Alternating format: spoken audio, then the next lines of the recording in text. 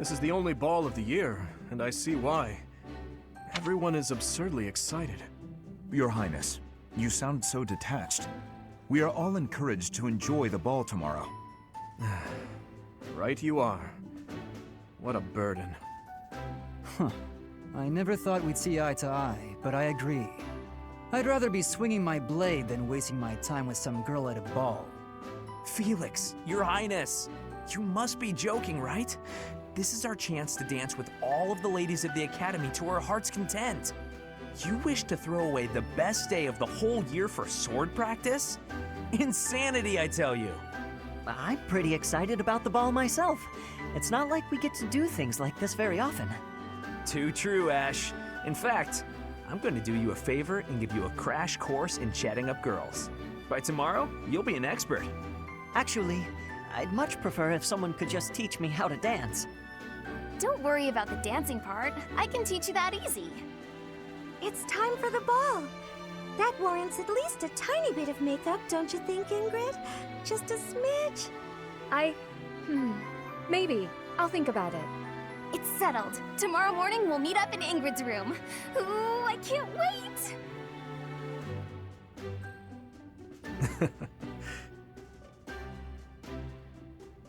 You know, there's no telling where life will take us after we leave here.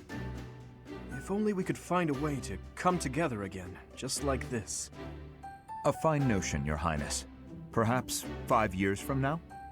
5 years from now? Ah, that's when Garrigmach Monastery will be holding its Millennium Festival. By then, we'll be addressing Your Highness as Your Majesty instead. That's right. I suppose we all know it's coming, but by then you'll be far removed from us. Come now, you know me better than that. My title may change, but I won't. And it won't just be me, you know. 5 years from now, you'll all have your own stuffy positions to contend with. But as I understand it, the festivities at the Millennium Festival will be of a scale far beyond anything we've yet seen. In other words, the perfect excuse for all of us to return here. Ooh, a reunion? That sounds fun! I wouldn't miss it for the world. I'd love for you to be there as well, Professor. After all, you're the heart of the Blue Lion House. Good. Then it's settled. Of course, if something happens and I'm not able to attend, I'm leaving all of the logistics of organizing this reunion to you, Professor. It's true. I'm sure being a king will keep you busy, but it's a bit early to be backing out of your own plans, don't you think? Yes, I suppose you're right. I'm sorry. You have my word. I will return as well. Count on it.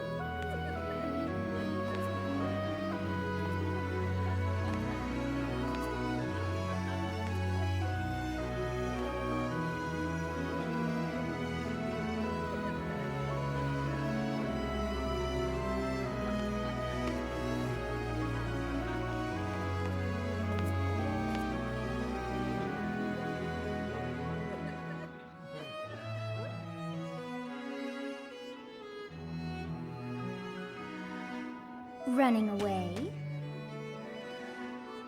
I understand. You hardly had the time to breathe in there. It must be hard to be the favorite teacher at the ball. Poor professor.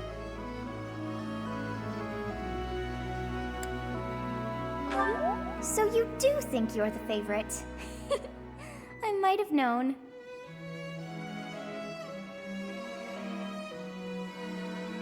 Professor, what are you doing here?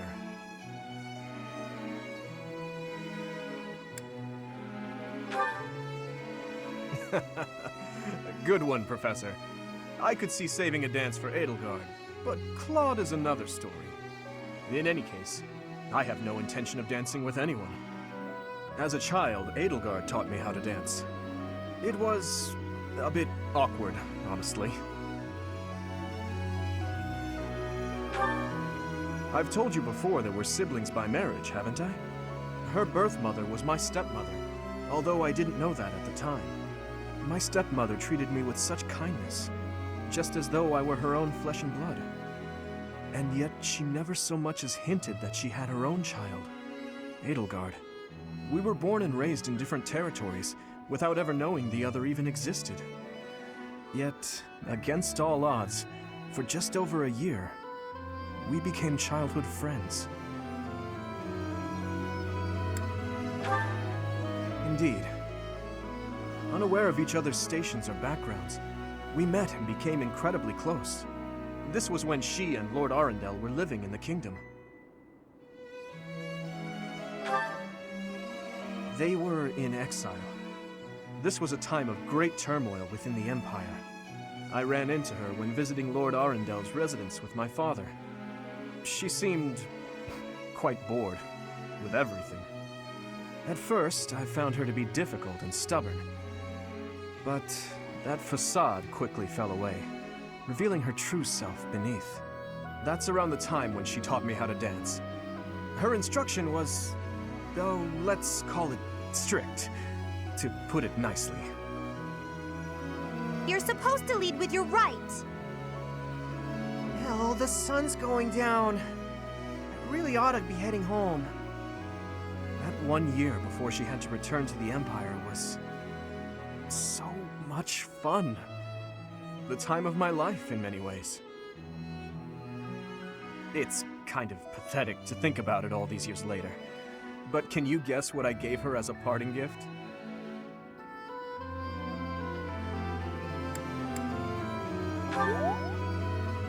Huh.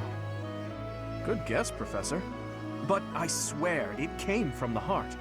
In Fargus, we've long considered blades as tools of destiny, as a way to cut a path to a better future. She was being dragged all over, unable to live the life she wanted. I thought the dagger could help her cut a path to the future she dreamed of. However, that was many years ago. I'm sure she's forgotten all about the boy I was back then.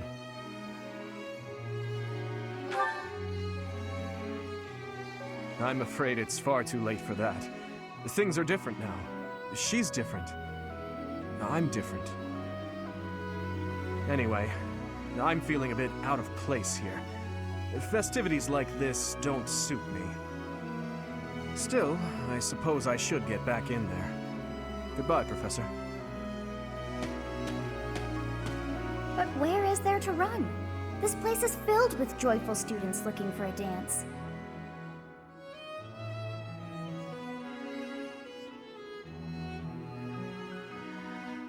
Ah, I see. The Goddess Tower waits for you.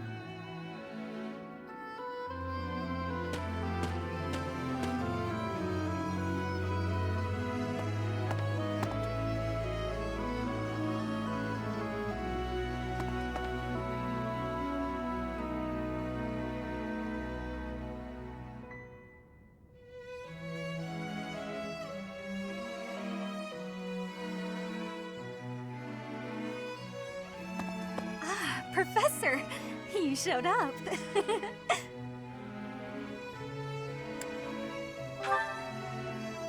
Well, because you're here, of course. You came here because you read the letter I sent you, right? Are you saying this is a coincidence? How disappointing to think you didn't come here specifically to see me. Still, if we're meeting by complete chance, that has a certain appeal too. It's as if destiny brought us together. And tonight is the night of the ball. Lucky me.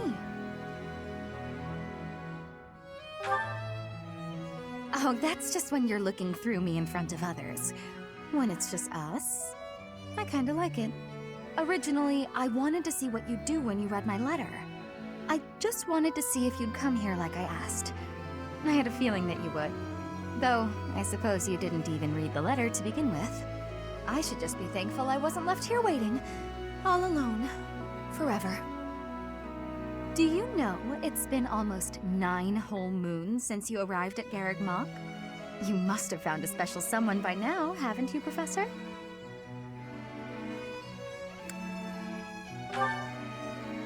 Uh-huh, right. I bet you're just hiding it. There's someone you're sweet on. Don't you worry. I won't pry if you don't want to share. These things are private, after all. Well, I ought to get going. I wouldn't want to be in the way if your special someone shows up. Either way, I do hope you'll share a dance with me later.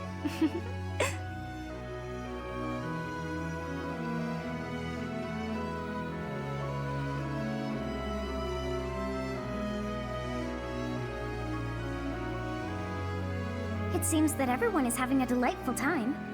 Will you not dance some more?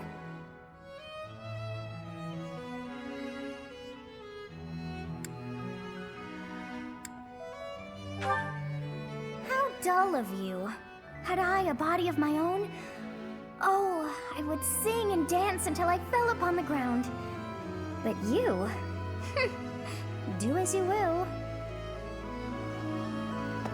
Oh, you're not the only one who feels that way. Look over there.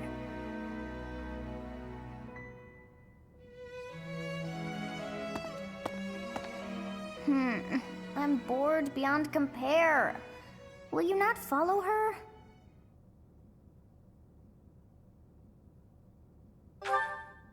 Oh, come on, hurry up. I know that you are curious to see what she is up to. I hear someone singing from over there.